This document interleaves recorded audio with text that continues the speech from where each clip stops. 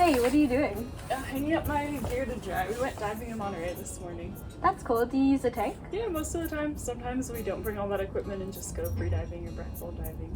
How long can you hold your breath for? Honestly, I don't know. I've never timed myself, but apparently the Guinness World Record is like 24 and a half minutes. Oh my gosh, that's really I know, long. isn't it crazy? I wonder how he does it. Maybe we should call Christina and Jen. That's a good idea.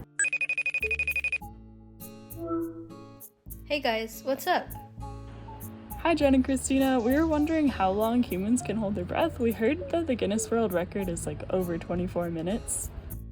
This is a great question because we all need to breathe. If you've ever been swimming, you've probably felt a pressure in your chest after holding your breath when you need to come up for air.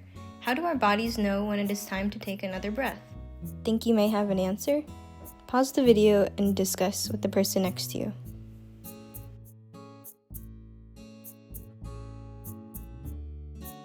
You may have talked about decreasing oxygen levels or running out of air in our lungs. This might surprise you, but there's another gas at play responsible for triggering the surge, and that's carbon dioxide. That's right. Under normal conditions, like sitting in your backyard, we trade out oxygen from the air we breathe for carbon dioxide in a process called respiration. This means that if we hold our breath, we aren't letting the carbon dioxide exit our body, allowing it to build up. Additionally, when you inhale, you are contracting your muscles in your chest to create a vacuum around your lungs, allowing them to fill with air. When you exhale, your muscles relax and your lungs deflate on their own like an elastic balloon will deflate if left open to the air. When you hold your breath, your diaphragm stays contracted and your body's natural instinct is to cause you to exhale due to muscle fatigue, as well as prevent you from depriving yourself from oxygen. The world record you mentioned is held by a man who hyperventilated or breathed quickly and deeply on oxygen to drive out the carbon dioxide and create a large oxygen store before making his attempt.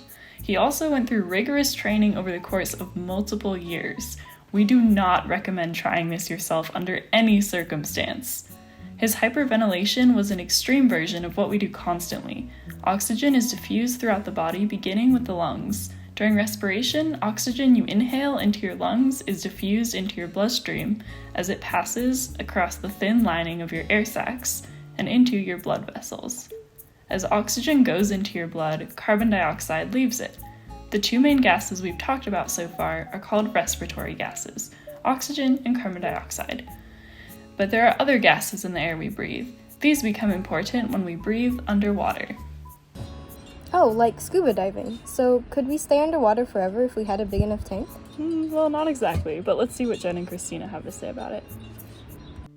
We could certainly stay underwater much longer, but not forever, even if we had a massive tank of air on our back.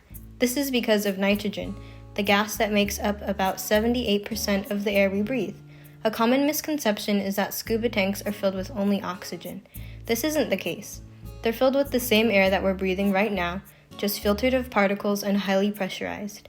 The average scuba tank holds about 3,000 psi, or pounds per square inch, of pressure when full. For context, a bike tire is usually pumped to around 65 psi.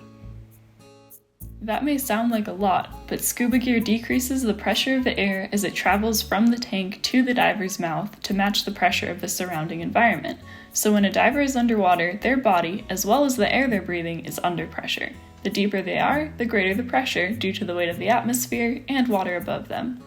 Because of the increased pressure, the air inhaled underwater is more dense than the surface air we're currently breathing. This is important for two reasons. First, we breathe denser air more quickly. In other words, each breath takes out more air from the tank at 30 feet underwater than on the surface, due to the decrease in air volume with increasing pressure. This means we are taking in more air, and therefore more nitrogen is being dissolved into our tissues. Second, the diver eventually needs to come to the surface, and as they do so, the pressure is rapidly decreasing. As the pressure decreases, air expands. This includes air already dissolved in the body. Think about oxygen being transported through your blood. If these gases expand too rapidly, they can burst closed cavities, block blood flow, and become trapped in joints, causing pain and other issues. This group of injuries and illnesses associated with air bubbles expanding too fast is called decompression sickness, or DCS for short. This may sound intimidating, but it is easily avoidable. Divers surface very slowly to allow off-gassing. Off-gassing means the dissolved nitrogen can slowly come out of the body and return to tiny harmless bubbles that are not in danger of blocking blood flow or bursting any enclosed space. Change in pressure isn't as big of an issue with freedivers or breath-hold divers because they aren't breathing pressurized air, and they're probably exhaling throughout their dive, just like how we blow bubbles out of our nose when coming to the surface in a swimming pool. Basically, the amount of time a person can hold their breath depends on many factors. Breathing is regulated by the buildup of carbon dioxide in the body and the contraction and relaxation of your diaphragm. Although there are ways to increase the amount of time an individual can hold their breath through training, these basic mechanisms ensure we get enough oxygen delivered to our internal systems, as well as expelling respiratory byproducts such as carbon dioxide. Even if we have an air tank strapped to our backs like we do with scuba diving, there are still limits on the amount of time we can stay underwater. This is affected by depth and pressure, as well as the amount of air in the tank and amount of nitrogen absorbed. Negative consequences from pressure changes can be avoided by surfacing slowly. These were some great questions. Did we answer them sufficiently? Yes, we learned a lot today. Thank you. Thank you. Feel free to call us back if you have any other questions.